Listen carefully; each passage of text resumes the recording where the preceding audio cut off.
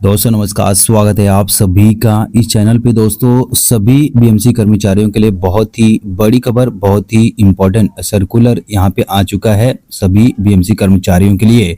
तो दोस्तों पूरी खबर हम लोग इस वीडियो के माध्यम से जानने वाले हैं। आगे बढ़ेंगे दोस्तों, उससे पहले आपसे छोटी सी रिक्वेस्ट करूंगा कि अगर चैनल पे पहली बार आए हो तो चैनल को फ्री में सब्सक्राइब जरूर कर लीजिए, वीडियो को लाइक और शेयर अपनी तरफ से जरूर कर दीजिए। जी हाँ दोस्तों, जैसे कि आप अपनी स्क्रीन पे देख पा रहे हो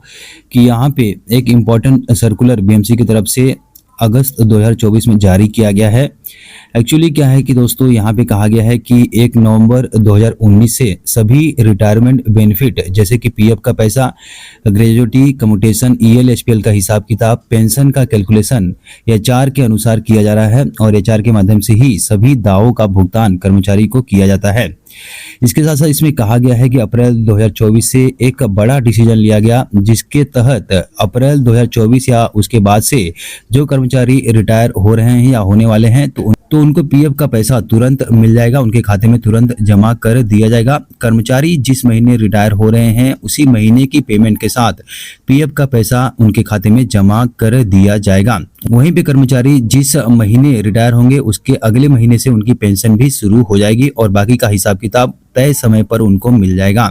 लेकिन दोस्तों इसमें कहा गया है कि ऐसा देखा गया है कि बहुत सारे कर्मचारियों को अभी भी तय समय पर रिटायरमेंट बेनिफिट नहीं मिल पाता है, जिसकी वजह से बीएमसी को प्रॉब्लम होती है, कोर्ट केस भी होते हैं।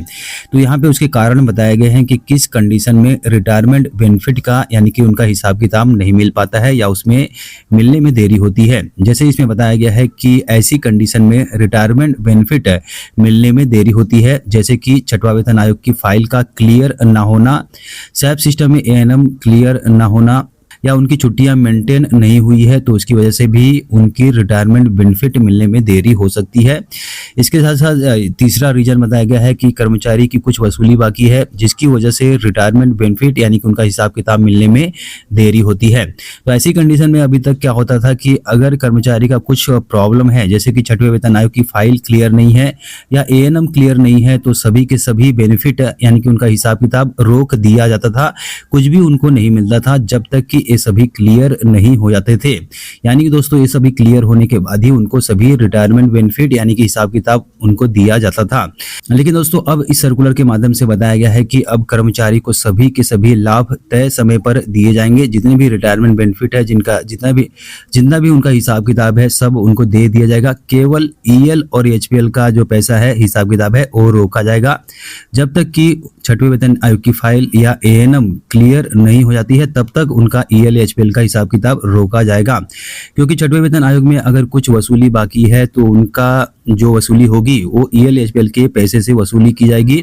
इसलिए ईएल एचपीएल का पैसा रोकना है, बाकी हिसाब किताब सब दे देना है। यहाँ पे साफ तौर पे कहा गया है कि छठवें वेतन आयोग की फाइल क्लियर ना होने के कारण या एएनएम क्लियर ना होने के कारण सभी हिसाब किताब को नहीं रोकना है, सभी रिटायरमेंट बेनिफिट कर्मचारी को प्रोवाइड कर देनी है, केवल ईएल एचपीएल का पैसा रोकना है, जिससे कि अगर छठवें वेतन आयोग में उनकी वसूली बनती है तो ईएल एचपीएल से उसकी वसूली कर लिया जाए। साथ ही साथ इसमें कहा गया है कि 3 महीने के भीतर उनकी फाइल को, जो छठवें वेतन आयोग की फाइल है, उसको क्लियर करनी है और उनको ईएल एचपीएल का हिसाब किताब दे देना है। ईएल एचपीएल का हिसाब किताब